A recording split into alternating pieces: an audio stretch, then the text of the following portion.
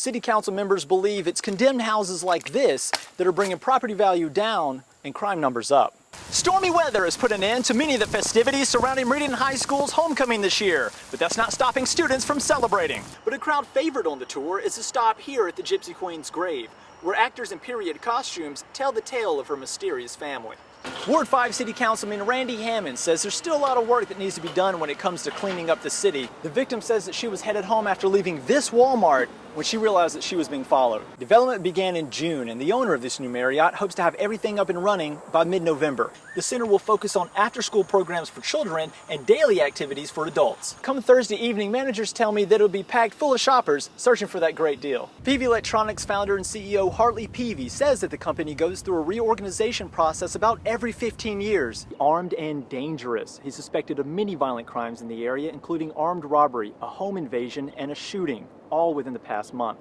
There could be more struggles ahead for the East Mississippi Drug Task Force. Tonight, the big uncertainty the head of the force is facing right now. Why the director of the CDC says he wants people to be scared of the Ebola virus. It happened a little before midnight last night at Church's Chicken on 8th Street. I'm hit, and he went down, and I immediately got on the phone, called the operator. That's how Dennis Miller describes the shooting that took place at 1 o'clock Saturday afternoon at his home before police arrived. Officers with the Meridian Police Department, along with investigators, responded to the 600 block of Martin Luther King Drive in reference to a gunshot victim. The victim was shot once in the head with the bullet just grazing him. He is expected to make a full recovery. Meanwhile, the victim's uncle says his nephew was not the intended target. Sitting on the porch, and something erupted in the street with some young teenagers. I can't say who they was because I didn't see the faces, but he got caught in the crossfire. Brittany Brown, who suffered the loss of her sister due to violence back in April, lives across the street from where the shooting occurred and says she is concerned about the violence within the community. But it's just too much violence around here. It needs to stop. It needs to stop. For real, cause my sister Sierra, she died like in April, and I got her name right there on my feet. And it's like, it needs to stop. Miller also states his concern regarding the amount of violence he has seen from juveniles in the area and says something needs to be done. It's progressing, because we used to do it back in the day with knives and sticks. Now they're doing it with bullets. It's the same thing happening every day. Meridian police say they are following up on some leads they gathered from witnesses. So hopefully we'll have somebody in custody in reference to this crime. In Meridian, I'm Tom Williams with News Center 11. The Anderson Cup Road Race kicked off a day full of festivities and family fun. Many people signed up for the annual 5K run, and organizers say it was a success.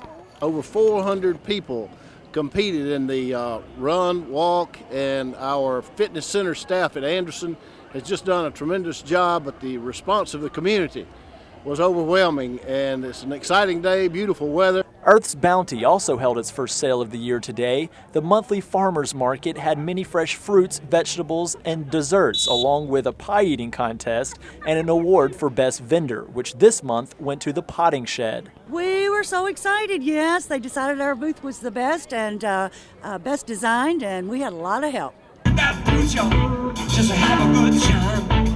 Finally, the sounds of the 3 Foot Arts Festival, accompanied by the smell of hot dogs, burgers, and funnel cakes, which made this event a fun-filled day for the entire family.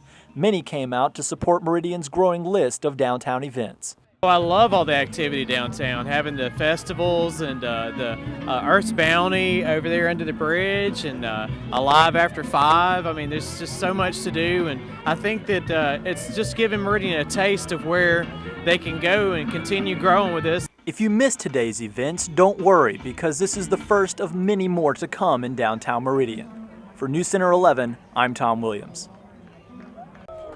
With the ribbon cutting of a new office space, officials say that we are one step closer to seeing the Mississippi Arts and Entertainment Center become a reality. The first meeting to discuss such a project was 16 years ago. Executive Director of the new center, Marty Gamblin, says that he feels good that they've set an opening date. We've had a lot of hurdles in the way, but we've gotten those kind of in order now, and we've got a definite 2017 opening day. Meridian was not the first choice when it came to finding a city for the center to call home. It was Jackson, but they were unable to find a site that would adequately accommodate the museum's needs. The committee came to Meridian with a location already in mind, but that also had to change. We were at it in Virginia Lakes, and then Governor Barber strongly suggested that we move it downtown. Gamblin also says there have been many discussions about what exactly is going into the building.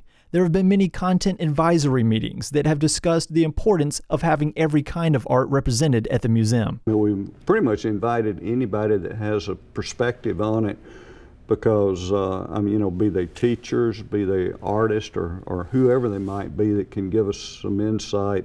Although some are referring to the new facility as a Mississippi Hall of Fame, it will not be limited to just that. It will be more interactive as well as educational. It's inclusive of a Hall of Fame. It's an educational facility, it's a gift shop, it's a broadcast studio, and it's an art studio, a small performance area. The Mississippi Arts and Entertainment Center is scheduled to open in time for Mississippi's bicentennial, which is 2017. In Meridian, I'm Tom Williams with News Center 11.